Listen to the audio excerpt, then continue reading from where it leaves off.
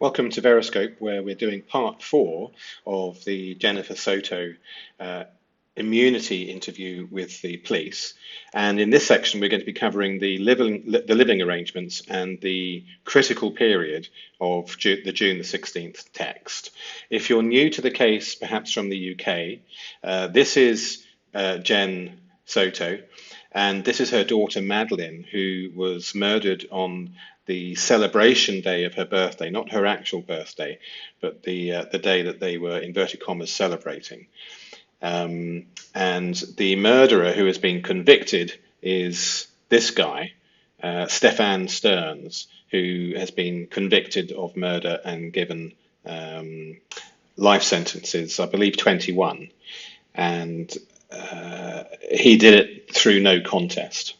So what we're examining is the part that Jenn Soto has played in this murder, and we're doing that through forensic linguistic examination. In part 3, just to recap very quickly, Jennifer heard somebody in the kitchen shutting cupboards and going through the cupboards, and also there were various linguistic errors, such as she said good night to her daughter in the morning instead of goodbye.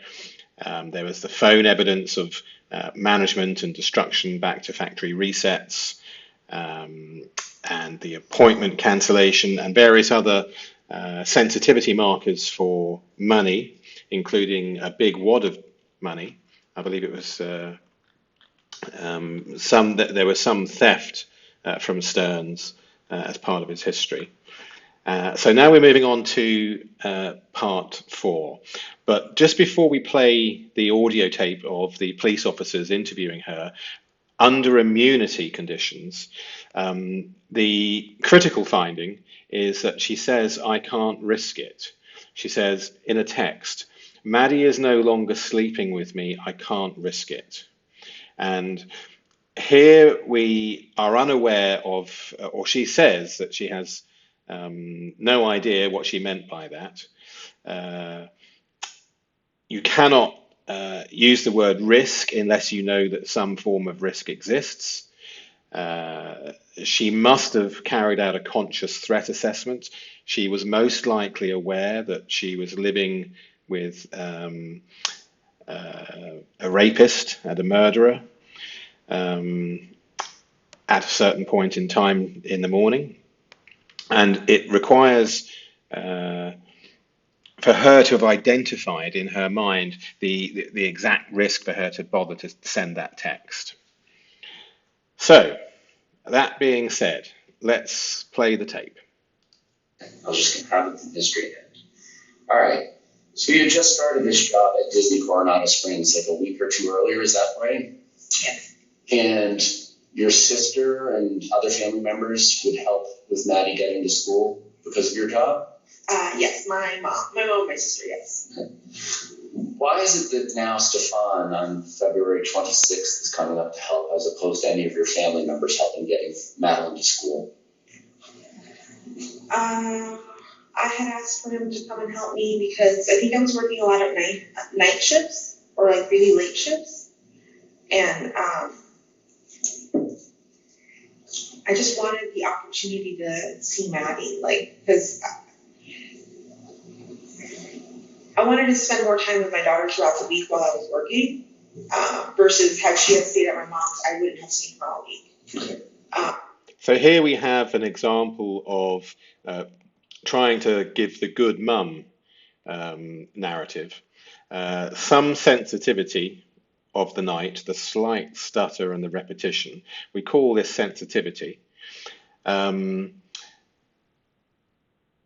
Here, the just markers here, when we hear in a statement, "I just wanted," this is minimization, and to some degree, excuse narrative. So that was just me wanting to see her and spend time with her. Did Madeline stay at your mom's house fairly frequently? Every few weekends here and there, like just for the weekend kind of thing. So like if she described it to her friends as like her second home and like kind of offer up it's better jacuzzi and pool, does that sound like that's the place? Yeah. Where does Madeline sleep when she's over at your mom's? So the slight ingratiation, the slight chuckle there, we note that down. We see ingratiation in interviews with guilty parties. Innocent people don't need to do that. She will sleep in bed with my mom. Okay. Did she ever have sleepovers? So let's just catch up with those paragraphs. So we have sensitivity because, explaining the unexplainable. Repetition stresses, my mum, night.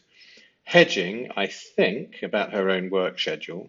Minimization appearing 3 times with the word just. And looking at the articles, a lot of versus the opportunity. A lot of non-specific versus the opportunities, the specific plan. We have a critical pattern. She chose the ex-boyfriend over trusted family caregivers, which we'll see later on in the statement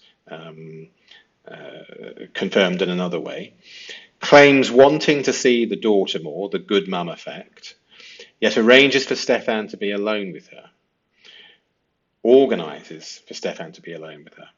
And Madeline always sleeps with someone, never alone.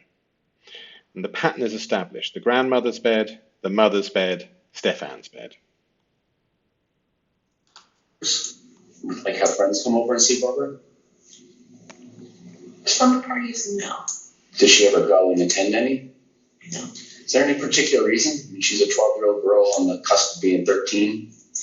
Yeah, I've been very uncomfortable with sleepovers just because I know what can happen. Anything can happen in a sleepover. Well, Okay, so isn't that interesting? She's very uncomfortable with sleepovers.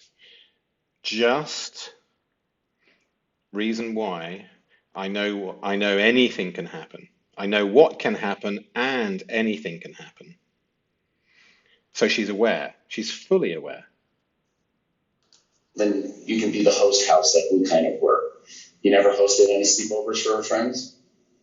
For her friends. Did she ask about it? Yeah, she did ask. Was it probably a source of contention Incorrect. or arguments? It was, I guess what was the source of argument is her and she wanted to really sleep over her best friend's house, and I just kept saying no, you never know what could happen. I don't know the dad, I don't know the brother, I don't know anybody there. Like I don't know what can happen to you. So, just afraid of her getting assaulted. Okay, so here we have the pattern of deception. We also have extreme pronoun abandonment of her daughter yet again. She doesn't use her daughter's name. These sensitivity justs are concerning.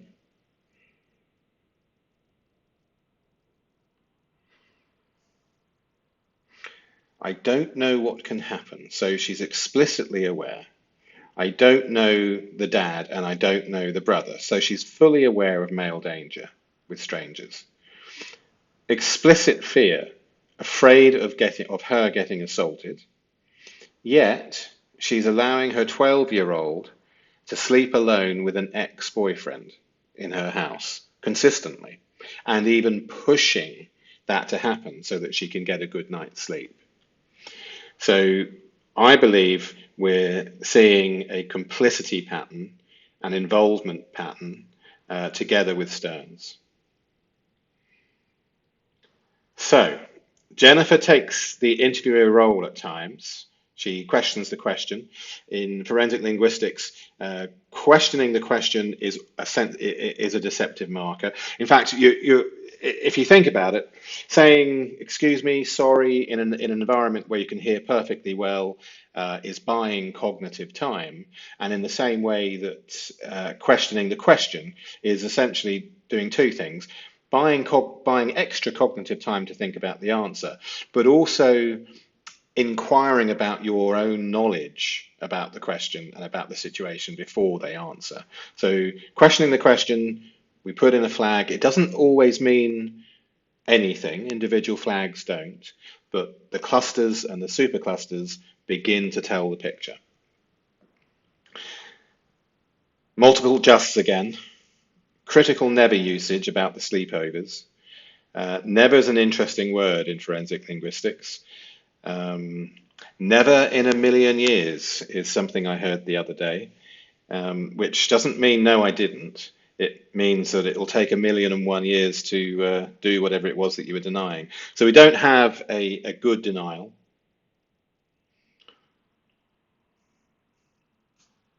Did Madeline do her own laundry? Yeah. So the detective's very interested in the laundry, and we know why if you've been watching the other earlier videos. Did she cook for herself? I was teaching her how to make a few things, so I mean, yeah, she could, I guess. Okay. Look at that. This is her daughter. I was teaching her how to make a few things, so I mean, yeah, she could, I guess. I think that tells us quite a lot. What's her normal routine for getting ready for bed? We give her meds. I'm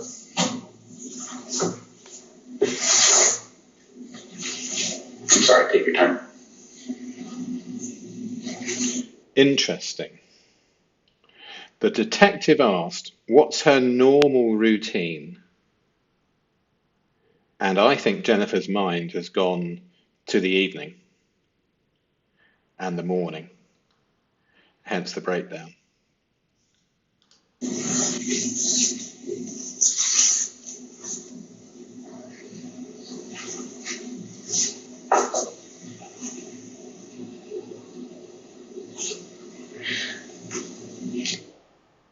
We get ready for bed. I'd give her her medications.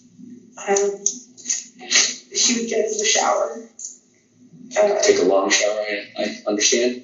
Like an hour plus. Yeah. Okay. Okay, so this is interesting and very sad. In many statements, we see the bathroom is in effect an escape room. The victim can lock the door and they're safe temporarily. And so they will often spend an unusual amount of time in the bathroom.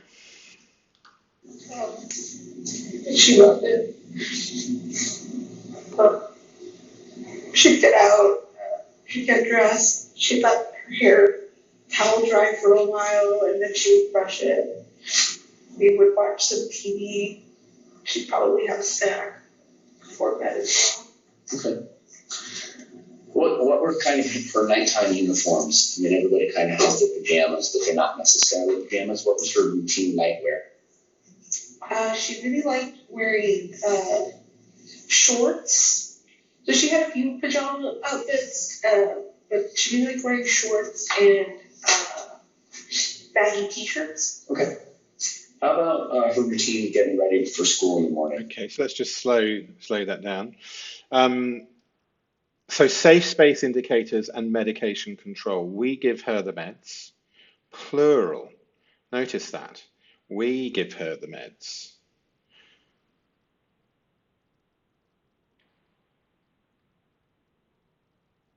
Hour-long showers, yeah. So, and I get the impression that this is daily for her escape from from Sterns and possibly from her mother.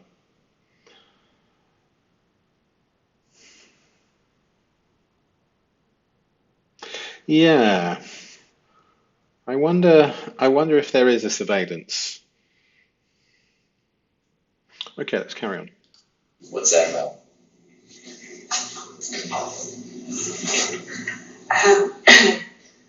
We'd wake up, the alarm would start ringing around 7:30. We'd snooze it up until 8 o'clock. Then she'd get up, she'd get dressed, and then she'd lay back down in bed while she would wait for me to make her breakfast.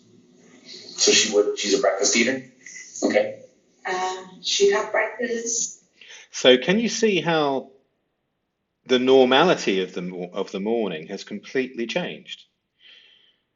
According to Soto, we'd wake up the alarm would start ringing around 7:30. So we'd wake up first, then the alarm would start ringing around 7:30. We'd snooze it up until 8. Then she'd get up. She'd get dressed. So Soto's still in bed. And then she'd lay back down in bed a while. She would wait for me. So me has come into the sentence for the first time to make her breakfast. But the structure doesn't read that way. It's snoozing the alarm, and Madeline is getting up and getting dressed. And then she says she'd lay back down in bed a while, and she would wait for me, I think, to get up. Okay, interesting. Then she would start, with brushing her hair, brushing her teeth, putting on makeup. So breakfast is now missed. Maybe I would give her ADHD medications for school. Is that every day or just school days?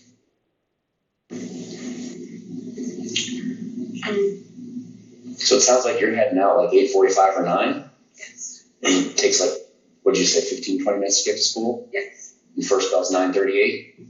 9:20. Something like that? 9:20, Okay. yeah.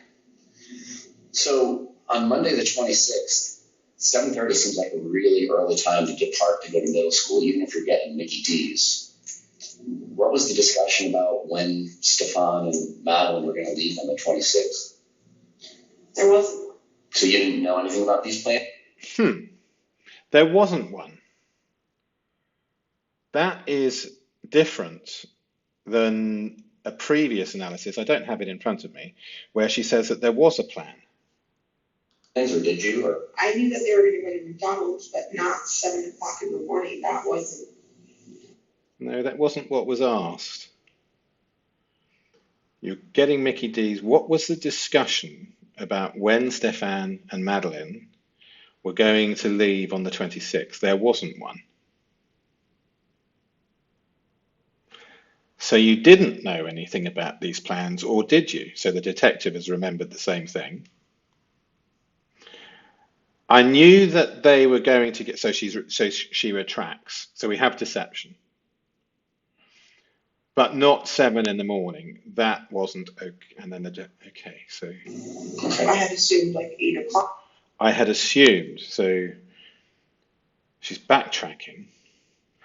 But even then, 8 is kind of early, like 8:30, because you could just go to McDonald's, be done by 9, and then, here's that phrase again, drop her off at school, but McDonald's is right, the block away from the school. Right. So here we have deceptive statement. And more importantly, we have deception in the timeline. And we have deception in the knowledge of the plan. Okay, let's carry on. But even then, 8 o'clock is kind of early, like 8:30, because you could just go to McDonald's, be done by 9, and then drop her off at school. Because McDonald's right the block away from school. So Madeline's not driving, so she can eat while she's riding. Yeah. Incorrect. So and she takes about an hour to get ready in the morning? Mm-hmm. Yes? Yes. So if they were leaving at 7:30, you'd think she'd have to get up at 6:30 to get ready and go through a routine, right? That's extremely early. Okay. And is that what Stephan told you after the... Okay, so let's have a look at this timeline in more detail. The 7:30 a.m. problem. Normal routine, wake at 7:30, snoozed until 8. Takes an hour to get ready, leave at 8:45, 9 o'clock for the 9:20 or 9:38 bell. February 26th, allegedly left at 7:30, would require 6:30 a.m. wake-up call. And then Jennifer, knowing it's very unusual, so we have lots of unusual things, like Stephan taking Madeline to school for the first time that morning. Looking at the police interview in her mother's office reception area the other day. Thank you for the corrections, by the way. Looking at that interview, she says that Stephan was embarrassed Madeline was embarrassed by his car, which is highly unlikely because Stephan has never taken her to school before. And she admits, up here a bit, there's been no discussion, no plan. Nothing was discussed. So even if it was the first time and there was no talk, there was no, hi mum, I don't want to go with him, the car's so embarrassing. There was nothing. So we have deception everywhere. We have outright lies, not just deception. Okay. No departure discussion. Jennifer assumed 8. McDonald's right the block away. Incorrect linguistics through to cognitive load. Could eat. Early departure serves no legitimate purpose. And yet she's fully involved in planning this early departure. Yet under immunity,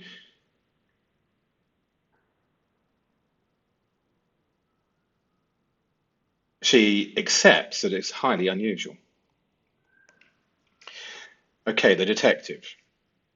And is that what Stephan told you after these events unfolded? Was that they left early, like 7:30? What did he tell you? This is important. Jennifer. It was early, I can't remember. It was early, I can't remember the time. I think I dropped her off in front of her school sometime between 8:15 and 8:45. This brings me on to one of the issues with forensic linguistics and using transcription services is I'm very wary of incorrect transcripts because single words and especially single incorrect pronouns make a lot of difference. And there was a few errors in the previous analysis. They didn't make overall a difference. It just changed the timeline of investigating when the phone was used and what messages were sent to it. But these are the sorts of errors that can change an analysis. So I'm very grateful to the comments where you're correcting me and also where you're educating me on the actual case and some of the facts. So let's play on. These events unfolded is that they left early, like 7:30. What did he ever tell you? It was early. I can't remember the time. I think I dropped her off. That is correct. That is correct. That is correct. Let's just play that again.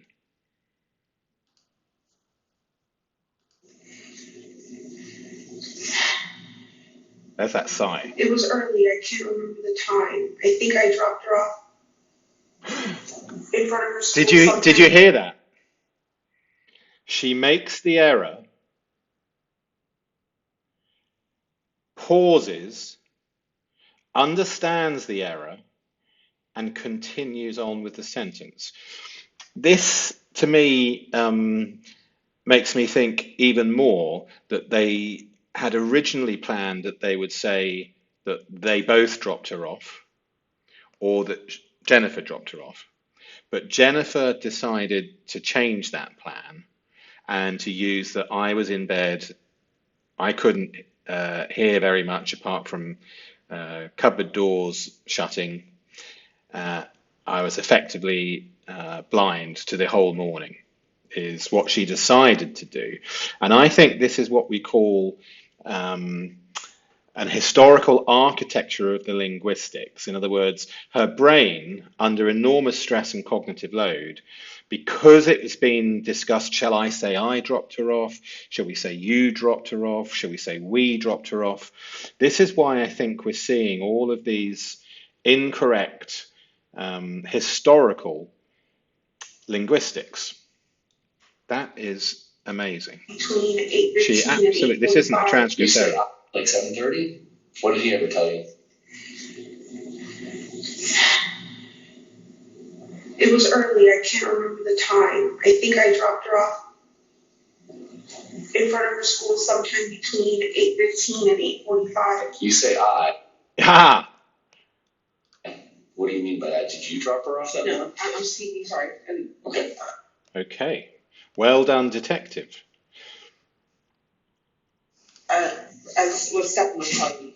Stephan let me know that he dropped her off sometime between 8:15 and 8:45 on the road by the church close to her school. Mhm. And I remember asking him, why so early? That's too early. School doesn't start until 9:30. Why did you drop her off that early? Oh, I don't know. We just left the house and made good time. I wasn't paying attention to the clock. Okay, caught in the lie. No, I'm speaking sorry. You say I. What do you mean by that? Asked the detective. You drop her off? No, I'm speaking sorry. This is very important. No, I'm speaking sorry. Incorrect linguistics, huge cognitive overload, a complete fabrication, part of the initial planning together with Sterns, in my opinion. And this is the historical architecture of the plan coming out in the current linguistics. So the detective has a level of training, or it's just obvious. Let's play on. Okay. Did Madeline ever have like Oh, a before sex we do, those who have been watching the series and the other videos, you should be able to see the deceptive pattern in this paragraph. And this is panic. This is knowing that she's made a critical error in her mind, even though she has immunity, in a very, very important interview. A critical error. Okay, so the pronoun slippage. Well done, VEROSCOPE. It does get quite a lot. Jennifer says, I dropped her off. The detective catches the pronoun slip.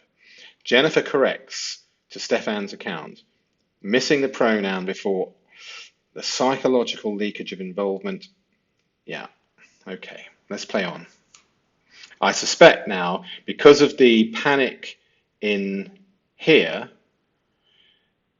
inside her mind, she'll have a narrative going on along the lines of, shouldn't have said that, oh God, shit, excuse my French, etc., which I suspect will now increase the level of mistakes because she's now got to suppress the truth, to manage the false narrative, to understand the feedback from the detective, and she's got a narrative going on in her head, chastising herself for the mistakes that she's making. So we should see an increase in the mistakes. Oxygen in the morning, like still be kind of sluggish? Yes. How often would that occur? Is that like every morning or not every morning? Not every morning. If we happen to give her medication later than normal as routine, that would happen. But Okay, so she abandons, hopefully you're with me. Here, she abandons the sentence. She doesn't like what she was going to say afterwards, and we call this self-censorship. So again, another deceptive marker. And were there ever any instances where she had taken too much of medicine? Perhaps you and Stephan had given her medicine, not knowing that the other person had? yes, that's all. How many more? Just once or more? I want to say one. Okay. I think she says, I would say once, which means it's happened a lot more times. Were you taking medicinal marijuana in pill form at any point, or THC? Yes. And what do those pills or tablets or capsules look like? They're purple capsules. Did you ever suspect or confront Stephan about giving us medications to Madeline? No. Ooh, I mean, it's so obvious. So Stephan is giving her joints as well, or capsules. So during this incident where Madeline had been double dosed with hydroxyzine, do you recall any conversation you had with Stephan inquiring as to whether or not he had accidentally given her any of your THC. That hadn't occurred to me. Here we go. The pause, the cognitive thinking, the denial, but a very weak denial, just saying it hadn't occurred. Eye fractures. The day that the one morning Maddie wouldn't wake up and get ready for school, and so she used her name pretty much for the first time, was just out of it. I assumed it was medication related, but I didn't did this one medication hit? This is the linguistics of not medication, but smoking a joint, basically, or using another drug. Her too hard cause we gave it to her late. I called poison control people. I needed to see what would happen because at this point, you don't need to call poison control people for THC. You do for the other drugs. I think I had gotten Stephan to admit that he gave her a second dose of the sleeping meds as well, because he thought I had given it. So they're drugging the child, essentially.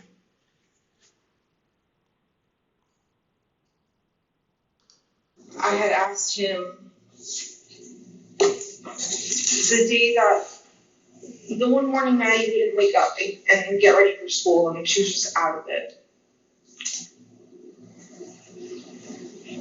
I assumed it was medication related, but I didn't really, I'm like, did this one medication hit her too hard because we gave it to her late? I felt poison control. I needed to see what would happen. At this point, I think I had gotten Stephan to admit that he gave her a second dose of the sleeping meds as well, because he thought I had given it to her in the first place. Okay, I mean, the whole paragraph's off the scale with deception. Little point in going through it all. You should be recognizing this by now. If you haven't, do go back and watch the early videos which have more training in. But that was with hydroxyzine. I didn't know anything about THC, the marijuana. I'm just asking you. I'm asking if you remember having that conversation. There was a conversation on your phone about you were relaying that Madeline said that she suspected that it was different bigger pills, and you relayed that to Stephan and had a conversation with him. And if you don't remember it because it was a year ago, it's fine. My next question is... Stop the tape for a little bit. So she admits double dosing. She talks about Madeline not waking up under extreme sedation. She calls it bad enough that she called poison control, but related it to the THC use, which is deceptive. Madeline reported the different bigger pills. So this is the real reason, not this. Okay. We gave it to her, both involved. And there's togetherness in all of her statements. Multiple sensitivity markers around the medication. I think I had gotten Stephan to admit, so weak, creates vulnerability through sedation, and we know what was happening. Poor child, locking herself away in the bathroom for at least an hour every day to escape the maniac or the maniacs.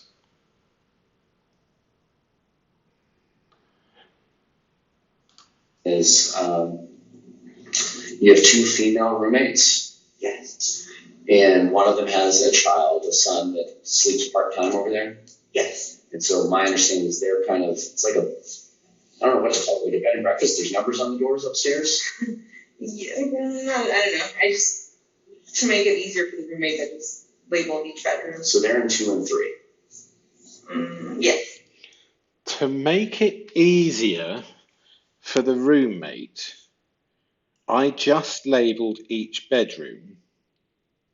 Is this because they're unable to remember in a tiny place which is their door? This doesn't make any sense at all.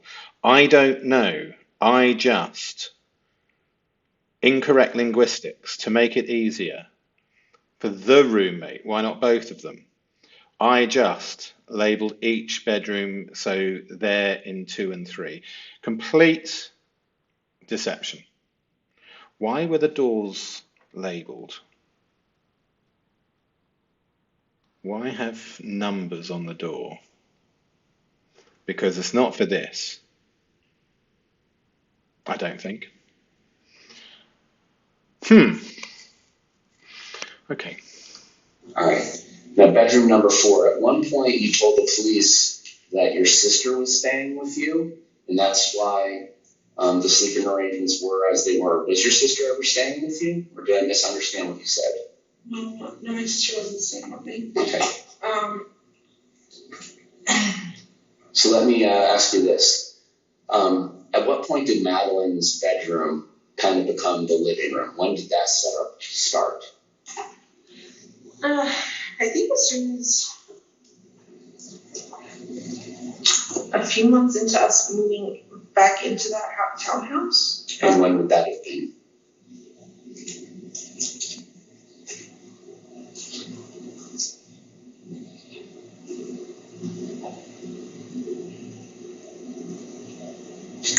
I think June of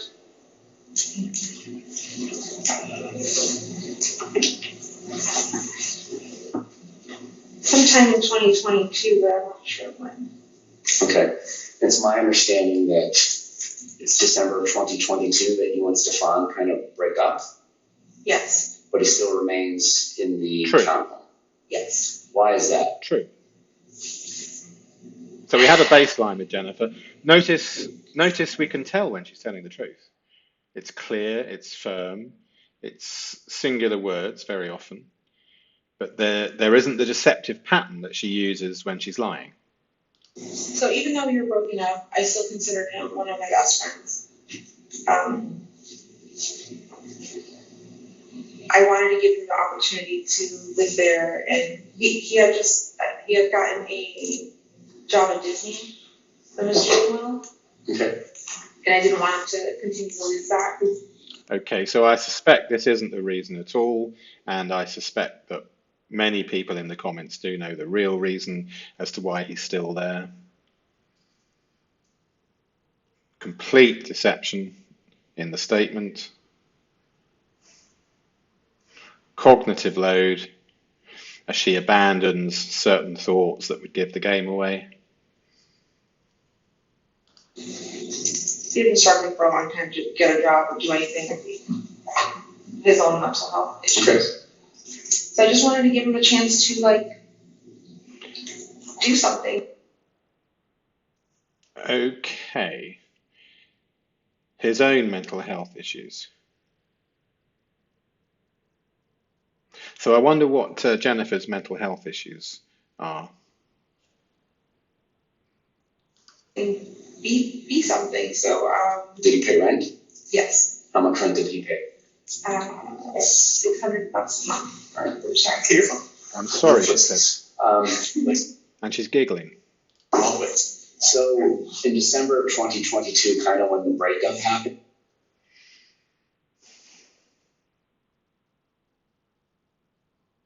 Yeah, isn't that interesting? Yeah. Jennifer's recall of facts when it's completely safe for her is 100%.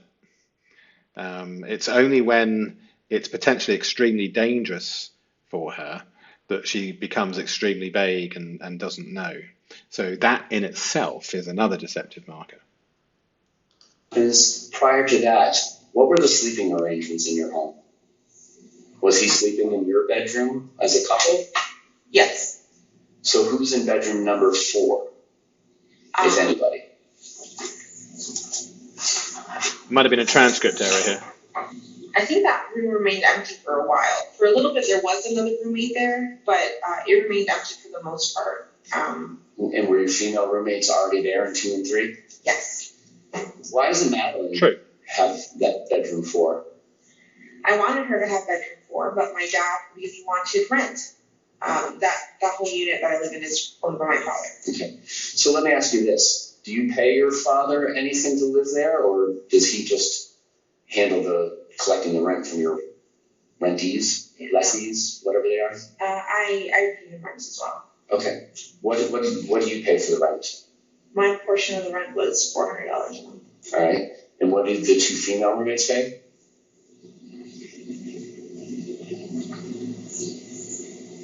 $850 and $650. Okay.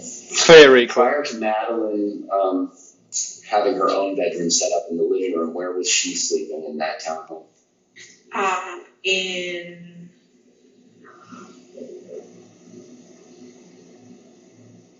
In my bed with me. Right. So notice the cognitive strain before she could admit what is highly likely to be not always true. Hence the cognitive pause and the strain. Okay. And this is during a time frame when you were together with Stephan, so is it the 3 of you every night? Well, when we had first moved in, it was just me and Maddie. So it was just me and her on the bed. Then I think we eventually got her own bedroom. So she's minimizing, just me and her on the bed. Stephan moves in eventually, and then, yeah, at that point, it does become the 3 of us on the bed.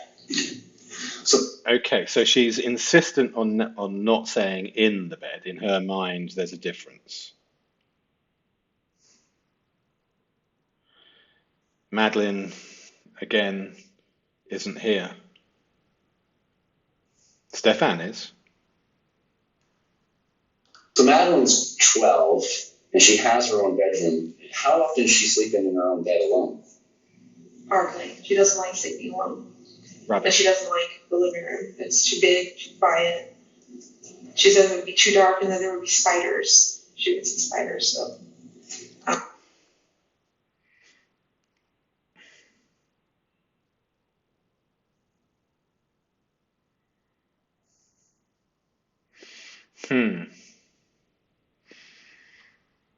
It'd be, she says, it's too big, too quiet. No, this is what you say, Jennifer.